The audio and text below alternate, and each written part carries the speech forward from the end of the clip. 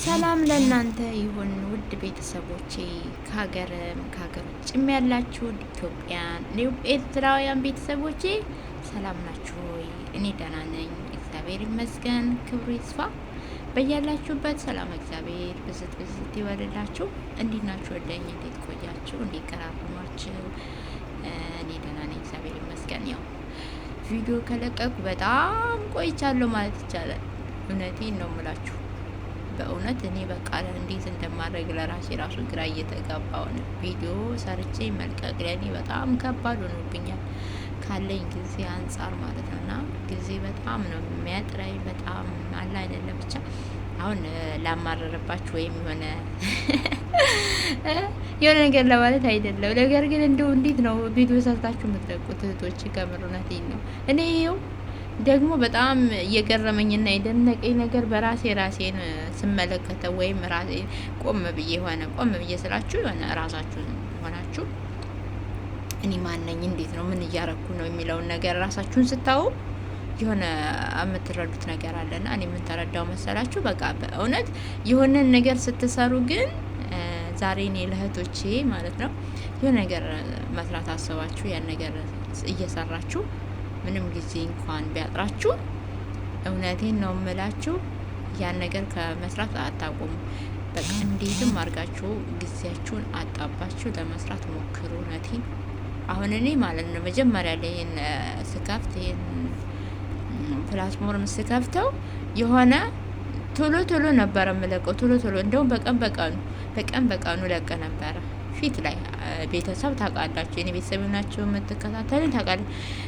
በቀኑ ለቀ ነበር የተወሰነ ጊዜ ድረስ ማለት ነው። ከዛን ወደዛ ግን ያን ነገር ትቼ በቃ የዛን ጊዜ ተመችቶኝ አይደለም፣ ግን በቃ ጊዜን አጣብቤ እንደምንም ብዬ እየሰራው እዚህ ጋር እየሰራው ማለት የሆነ በቃ ምን እንደስራ ብዬ አስቤበት እለቅ ነበር። አሁን ግን ያ ነገር የለም። ወዴት እንደሄደ አላውቅም።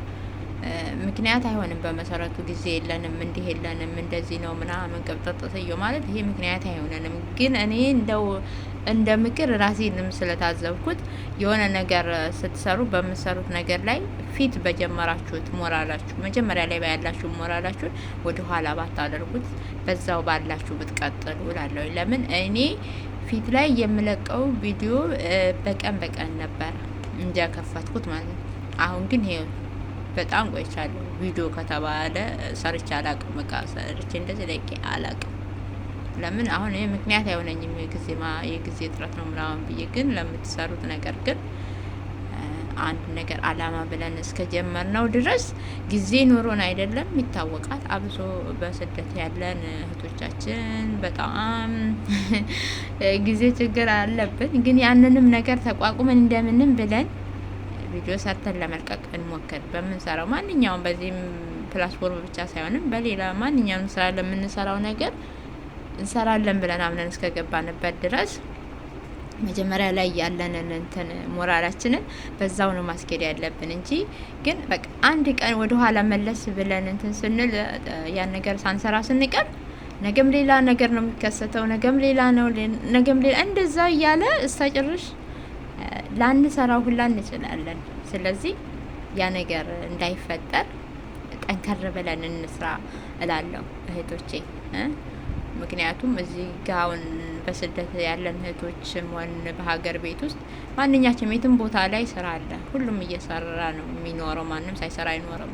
ግን በስደት ያለን እህቶቻችን ደግሞ ትንሽ ለየት የሚያደርገን ያው የፈለግነውን ነገር በሀገር ላይ አሁን ለምሳሌ ራሳችን ስራ የምንሰራ ከሆነ ያን ነገር የሆነ ሰዓት ድረስ ጋብ ፈጥረን ሌላውን የሚቀድመው ልናስቀድም እንችላለን። እዚህ ጋር ግን ያ ነገር የለም። ግድ በቃ ይሄን አርጉ ተተባል አይደለ የራሳችን ነገር እዚህ ጋር ጊዜ ስተነው ልንሰራ ያንን እጃችን ላይ ያለውን ስራ እንኳን በእጃችን ያዝነውን እሱን ሳንጨርስ ሌላ ስንታዘዝ ያን ትተን የሚቀድመውን ነው የምናስቀድመው። ምክንያቱም ታዛዦች እስከሆነ ድረስ ማለት ነው። ይሄ ደግሞ ምንም ማለት አይደለም። እግዚአብሔር ይመስገን፣ ክብሩ ይስፋ።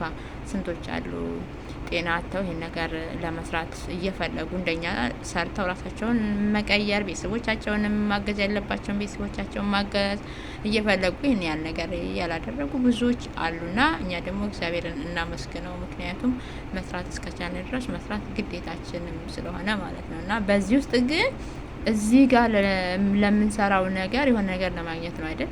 ስለዚህ ይሄ ደግሞ ጠንክረን ከሰራን ነገ የምንቀየርበት አገራችን ስንገባ ደግሞ የተሻለ ነገር ላይ የምንደርስበት ነገር እስከሆነ ድረስ ይሄ ራሳችን እስከሆነ ድረስ ጠንክረን ከዚህ የበለጠ ብንሰራ ቢያንስ ላይ መቸን ይችላል።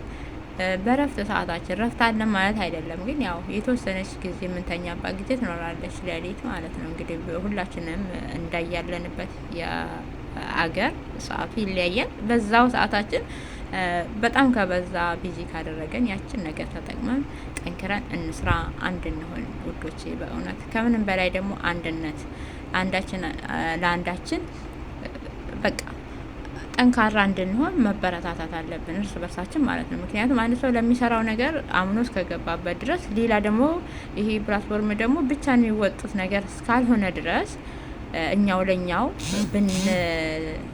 ብንረዳዳ ብንተጋገዝ ላይፍ ላይ እንደዚህ ስንገባ እየመጣን ብንበረታታ መልካም ነው እላለሁ ወዶቼ። እና እንዴት ነው እናንተ በዚህ ዙሪያ የተሰማችሁ ነገር ካለ ኮመንት ላይ አስቀምጡልኝ። ከተመቻችሁ ላይክ ማድረግ አትርሱ እና ያው ቤተሰብ ያልናችሁ ደግሞ ሰብስክራይብ እያደረጋችሁ ቤተሰብ ሁኑ። ኮመንት አስቀምጡልኝ። በዛ መሰረት ደግሞ እኔ መልስላችኋለሁ። የኔ ውዶች በርቱ፣ ጠንክሩ። ከሀገርም ከሀገር ውጭም ያላችሁ በያላችሁ በሰላማችሁ ይብዛልኝ። መልካም ቆይታ ይሁንላችሁ። ባይ ባይ የኔ ውዶች። ግን እቻ አበባ እንዴት ነው አታምርም? በጣም በጣም ታምራለች። ስለዚህ ስለ አበባ ደግሞ የሆነ ነገር ሳትናገሩ ብታልፉ ተጋደልናት እና ሰላም ሁኑልኝ የኔ ውዶች እላችኋለሁ። በሌላ ነገር እስከምንገናኝ መልካም ቆይታ። ባይ ባይ ባይ ባይ ባይ ባይ ባይ ባይ ባይ ባይ ኦል ፋሚሊ እኔ ዛሬ